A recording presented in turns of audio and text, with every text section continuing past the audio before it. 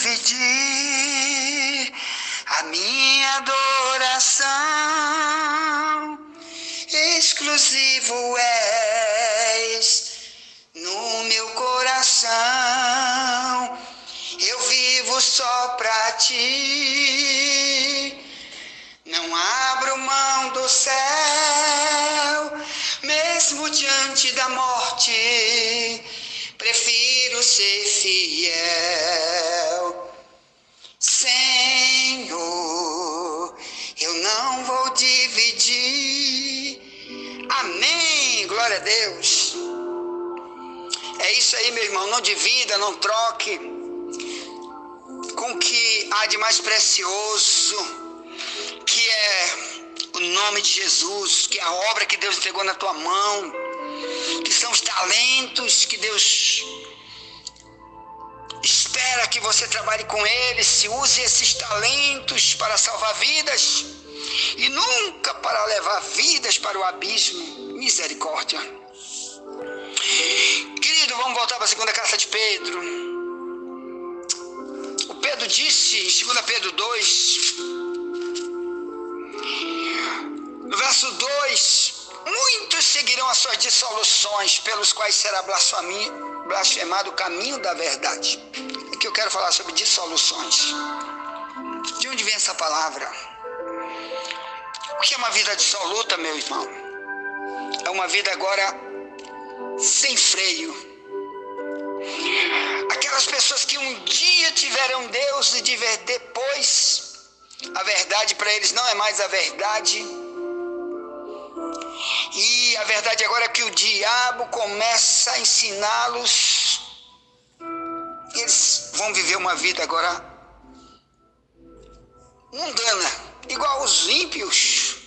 Então essa palavra dissoluta, ela também é usada em outra parte da Bíblia para o homem desviado, que está aqui em Lucas 15, 13, que diz que o filho pródigo, quando ele abandonou seu pai, foi embora, pegou tudo que ele tinha que pegar com seu pai e foi embora, abandonou seu pai. E diz a Bíblia, no verso 13, que ele foi viver dissolutamente. Quer dizer, agora meu pai não está aqui, não tem mais nada com Deus, Deus não está mais em mim, eu não estou nele, ele não está em mim, eu vivo como eu quero, rebelde, na depravação, na corrupção. Os meus egoísmos é que vão valer daqui para frente. Eu vou viver sem Deus agora, sem meu pai. Eu sou Deus agora de mim mesmo. Então, meus irmãos, aqui os falsos profetas que um dia foram de Deus, não aqueles que um dia nunca foram de Deus e estão nas religiões falsas, não é esse que Deus está falando aqui, 2 Pedro. 2 Pedro não é para aqueles que foram sempre ímpios e vieram para a casa de Deus, ou vieram para o cristianismo, sempre foram idólatras, nunca se arrependeram de nada. Então eles nunca nem blasfemaram do Espírito Santo. Se morreram sem nunca se arrepender de nada, eles não morreram com o pecado de blasfêmia contra o Espírito Santo. Não é com eles. Segunda carta de Pedro 2 é para falar do povo de Deus, das igrejas e povo de Deus desviado. Pregadores desviados, pregadores que um dia serviram a Deus, que estavam um dia de verdade com Deus. Por isso, nós vamos pregar amanhã sobre negar a Jesus, que eles fizeram isso, né? Eles negaram ao Senhor que os resgatou, quer dizer, eles já tinham sido resgatados. E agora estão se afogando de novo. Estavam livres e agora está preso de novo. Vai ser o tema de amanhã. Olha, já pega meu número aí, envia para alguém, chame alguém, busca alguém, chama desigrejado, uma ovelha sem pastor. Você, qualquer estado aí do Brasil que está me ouvindo, fora do Brasil, ou aqui dentro do Maranhão também, pega meu número, envia para alguém, chame alguém, fazer alguma pergunta sobre o tema de hoje, ou inclua alguém aqui na escola bíblica, que tem o tema A Verdade Vos Libertará, é o tema do nosso grupo de WhatsApp. do nosso link, e eu vou enviar para você o link, você entra no nosso grupo, faz as perguntas, ou então traga ele apenas para ficar ouvindo, amém? Pega meu número, 985686781 e o código do Maranhão 98. Esse é o telefone do missionário Wagner de Jesus, tá bom? E venha estudar conosco, venha se arrepender, venha se encaixar, venha nunca fazer coisas que levem você a blasfemar, ou outros dizerem, tu não é crente, tu não é cristão. Então, irmão, vamos lá. Então aqui diz que eles blasfemaram o caminho da verdade. O que é a verdade? Querido, presta atenção, isso aqui é uma coisa tão difícil da gente entender, sabe por quê? Muitos estão nas igrejas, mas não conhecem a verdade. Até no meio dos discípulos, durante um tempo, houve um homem chamado Filipe, que andava com Jesus, um dos discípulos, e Jesus teve que dizer para ele assim, eu estou tanto tempo contigo, Filipe, tu não me conhece? Olha que coisa interessante. Isso é João 14, verso 1 ao 10. Filipe disse, mostra-nos o Pai, é o que nos baixa. Rapaz, eu estou tanto tempo contigo, tu não me conhece, Filipe. Tu não vê que quem vê a mim vê o Pai? Se tu não crê nisso, vê pelo menos pelas coisas que eu faço. Então, como conhecer a Jesus se tem gente que está com Cristo e não conhece? Então isso é um perigo de blasfemar o caminho da verdade, se Jesus disse, eu sou a verdade. Então o que falta, irmão, para alguém nunca se desviar, nunca trocar dinheiro, nem posição, nem política, nada pela sua própria salvação, nada, é conhecer Jesus. Mas conhecer como? Lendo Bíblia? Não. Isso é parte do que temos que fazer. Estar no meio onde ensina a verdade é parte que devemos fazer. Mas o principal é conhecer Jesus como relacionamento. É orar e dizer, Deus, fala comigo, te revela para mim, eu quero te conhecer. Será que tu está gostando disso ou daquilo que eu estou fazendo? Será que tu vai te agradar desse passo que eu vou dar, meu Deus? Porque senão eu posso ir para um lugar, ou fazer aquilo e aquilo, que depois eu vou viver em pecado e os outros vão estar me apontando, dizendo, tu não era crente, rapaz? Tu não era cristão, agora tu está desse jeito aí, escangalhado. Misericórdia. Então, meus irmãos, blasfemar, eu quero falar disso, que o povo de Deus muitas vezes já fez isso. Por exemplo, Isaías, capítulo 1 de Isaías, como Deus disse para Israel, que eles haviam blasfemado. Por isso Deus levantou Isaías para falar isso. Então, capítulo 1, verso 1 diz, visão de Isaías, filho de Amós, a qual ele viu a respeito de Judá e Jerusalém, nos dias de Uzias, Jotão, Acais e Ezequias, rei de Judá. Verso 2 diz, ouvi, ó céus, presta ouvidos tu, ó terra, porque fala o Senhor. Criei filhos e os exaltei, mas eles prevaricaram contra mim. O boi conhece o seu possuidor, o jumento, a manjedoura do seu dono, mas Israel não tem conhecimento, o meu povo não entende. O verso 4 diz, ai da nação pecadora, do povo carregado da iniquidade, da semente de maligno, dos filhos corruptores, deixaram o Senhor, blasfemaram do Santo de Israel, voltaram para trás. Então aqui está dizendo sim que é possível eu ser povo de Deus, mas blasfemar, por quê? Porque agora eu voltei. Como voltou lá, 2 Pedro 2 diz, a porca voltou ao seu próprio, ao esponjadouro de lama, e o cachorro voltou para o seu próprio vômito, 2 Pedro 2, 22. Então aqui, Israel voltou para trás, uma expressão que ele usa na Bíblia, ele voltou para trás, viu? Capítulo verso 4, por isso eles blasfemaram e passaram a ser uma nação pecadora, passou a ser um povo carregado da iniquidade. Esse é o verso 4. Passou a ser semente de maligno. O que é semente? É porque um passava para o outro. esse tipo de coisa, semeando isso para os outros, o pai para o filho, para o avô, para o tetravô. Foi preciso Deus levantar Isaías e dizer: rapaz, vocês estão tudo perdidos, vocês blasfemaram, vocês que têm a lei na mão, tem culto, tem tudo, que na época de Isaías eles tinham tudo isso, o prédio gigante que Salomão havia feito. O Isaías viveu mais ou menos no ano 700 a.C., e o Salomão mais ou menos no ano 900 a.C., e construiu aquele prédio gigantesco para adoração, e ali o povo se reunia para orar. E Deus disse: mas vocês estão blasfemando, vocês são blasfemadores. Então vamos lá para os Romanos, o que Paulo cobra da igreja. Na época de Paulo, muitos crentes dentro da igreja, irmão, usando sua vida para blasfêmias. Então lá vai. Eu começo a ler pelo verso 24. Romanos 2 diz: porque como está escrito, o nome de Deus é blasfemado entre os gentios por causa de vós. Misericórdia, olha só.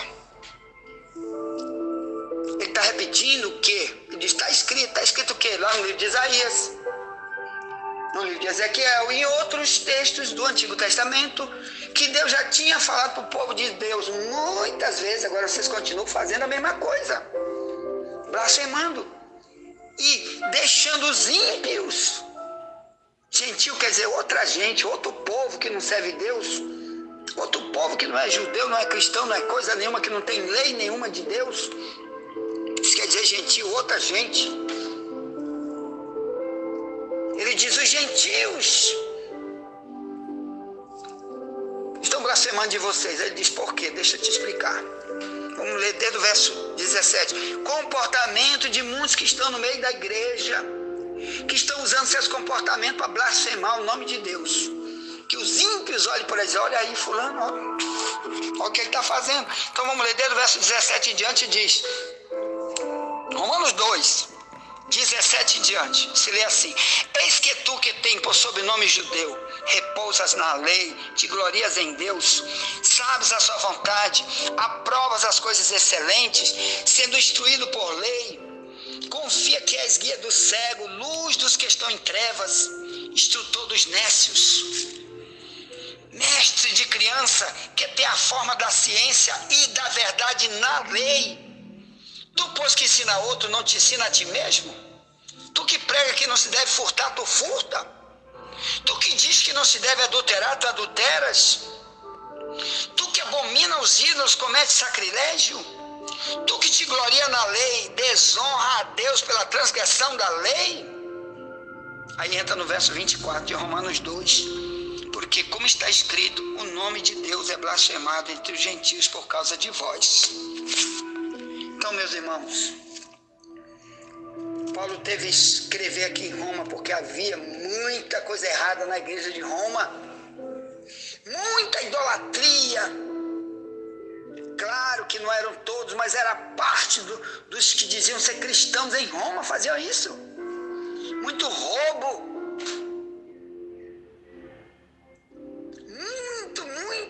muito adultério, prostituição, e transgredindo a lei de Deus, e estava desonrando Deus pela transgressão da lei. Mas não fazia só isso não, ó. Ainda julgava os outros. Eles julgavam os outros, diziam que os outros estavam perdidos e que eles estavam salvos. Aí Romanos 2 em diante diz: porque tu és inexcusável quando julgas a homem. Inexcusável quer dizer indesculpável. Deus não vai te perdoar se tu continuar desse jeito. Tu que está com uma trave no teu olho, querendo tirar o cisco do olho do teu irmão. Era isso que eles estavam fazendo, perdido, pregando para a gente que está perdido. Um perdido sem Deus, sentenciado ao fogo, que está cego, mas quer ensinar os outros, quer continuar liderando a igreja. Era isso que estava aqui acontecendo aos romanos, como muitos estão fazendo hoje. Então lá vai. Romanos 2, verso 1 em diante diz: portanto, tu és indesculpável quando julgas ao homem, quem quer que tu sejas, porque te condenas a ti mesmo naquilo que julgas a outro. posto que tu julgas, fazes o mesmo. Olha aí, ó. Tu tá julgando que fulano tá errado, que existe o céu e o inferno para Cicrano, mas para ti não. Porque tu tá fazendo o mesmo que eles. É isso que ele está dizendo. O verso 2 diz: e bem sabemos que o juízo de Deus é segundo a verdade, sobre os que tais coisas fazem. E tu, ó homem, que julga os que fazem tais coisas, cuidas que fazendo-as tu, escaparás ao juízo de Deus? Ou desprezas as tuas riquezas da sua benignidade e paciência, e longanimidade, ignorando que a benignidade de Deus te leva ao arrependimento? Quer dizer, não, eu vou me arrepender mais cedo ou mais tarde, daqui a 1000 anos. Eu vou me arrepender porque Deus é bom. Uma hora dessa ele vai falar comigo, vai me libertar disso. Aí continua sendo ladrão, safado, filho do cão. E o povo está vendo lá fora, dizendo: nessa igreja eu não vou. Esse crente aí está na porta e não deixa os outros entrar. Como faziam os fariseus em Mateus 23. Jesus dizia: ai de vocês, fariseus, vocês estão na porta, você não entra e não deixa os outros entrar. Então, meus irmãos, olha aqui, ó. Ele diz assim, o verso 5 de Romanos 2, diz: mas segundo a tua dureza e teu coração impenitente, tu estás entesourando ira para ti no dia da ira e da manifestação do juízo de Deus, o qual recompensará cada um segundo as suas obras. A saber, a vida eterna aos que com perseverança em fazer o bem procuram glória, honra e incorrupção. Verso 8 diz: mas indignação e ira aos que são contenciosos, desobedientes à verdade e obedientes à iniquidade. Tribulação e angústia sobre toda a alma do homem que faz o mal, primeiramente do judeu e também do grego. Glória, porém, honra e paz a qualquer que faz o bem, primeiramente ao judeu e também ao grego, porque para com Deus não há acepção de pessoas. Quer dizer, Deus vai julgar todos os ímpios de maneira igual. Os ímpios de dentro da igreja, de fora da igreja. Tudo vai para o julgamento final. É isso que Paulo está dizendo. Não adianta tu pregar salvação se tu está perdido. Não adianta tu dizer que é um profeta, se Deus te vê como falso profeta. E a condição de todos os falsos profetas no fogo eterno é igual. É fogo. Não, eu vou para o céu, você é muito rico lá no céu, lá é essa coisa boa, e fica prometendo isso para os outros. Mas sendo alguém, irmão, que está igual aqui, ó, na segunda carta de Pedro, que lemos. Alguém que está blasfemando com seu comportamento, com suas doutrinas, com a sua nova vida que ele optou agora de corrupção. De estar desviado, de estar de novo na mão do diabo. E as pessoas estão dizendo: olha aí, rapaz, que igreja é essa? Começou tão bem, era uma igreja santa. Esse pastor aí, era esse pregador, esse cantor, era santo demais. E agora aí, como está todo escangalhado, uma Jezabel. Aí, já tem na cara de pau dizendo: não, irmão, agora eu cresci, não sou mais menino.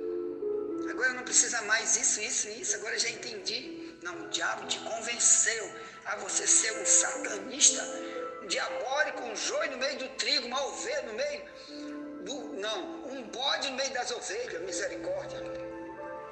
Então, meus irmãos, aqui está a mensagem de hoje. Pedro diz que o comportamento de muita gente dentro das igrejas vai ser de gente desviada. Muitos líderes vão ser desviados. Você tenha cuidado com essas igrejas, foge delas, cai fora delas. E elas vão participar um dia, o dia já chegou, de uma igreja chamada Igreja Babilônica. Que Deus diz: sai dela, povo meu, sai da grande Babilônia, porque ela está cheia de demônio. Apocalipse 18, 1 ao 5. Ela se tornou cheia de demônio. Quando a Bíblia diz ela se tornou, está dizendo que ela não era, ela nunca foi assim. Ela se tornou, ela agora está cheia de demônio. Como o diabo entrou em Judas, em Lucas 22, verso 3. Satanás entrou em Judas, quer dizer, o diabo não estava nele, mas depois entrou por causa de dinheiro. Então, meus irmãos, vamos sair desses lugares, vamos procurar a verdade, lugar onde ensina. Tem muitos multidão de igreja verdadeira ensinando a verdade. Ora e olha os frutos. A Bíblia diz que o falso profeta se conhece pelo fruto. Mateus 7:15-20. Ele disse: acautelai-vos dos falsos profetas, que vêm até você vestidos como ovelha, mas por dentro são lobos devoradores. Pelos seus frutos os conhecereis. Os frutos são as ações, é só isso. As ações. O que ele fala, o que ele faz. Cuidado, segue ele, vê o que ele está fazendo. Investiga ele, clama que Deus te revela sobre ele. Querido, vamos se reconciliar. Nunca vamos deixar nossa vida ser assim. Os outros estão apontando. Está dizendo, tu não é crente, agora tu está mentindo, agora tu está roubando, agora tu está te prostituindo, agora tu é gay. O diabo entrou em ti, que negócio é esse, rapaz? Amém? Vamos se reconciliar, vamos se humilhar diante de Deus, vamos pregar o verdadeiro evangelho, não vamos pregar a falsidade. Como é a falsidade? Eu estou como ímpio pregando salvação para os outros, misericórdia, estou perdido pregando o céu para os outros, misericórdia. Vamos pregar primeiro para nós, vamos ter consciência do que queremos, vamos ter convicção. Amém? Que Deus quer que a gente seja cristão, quer dizer, imitador de Cristo. Envia essa mensagem para alguém, meu irmão. Nunca te esquece. Somente a verdade nos libertará.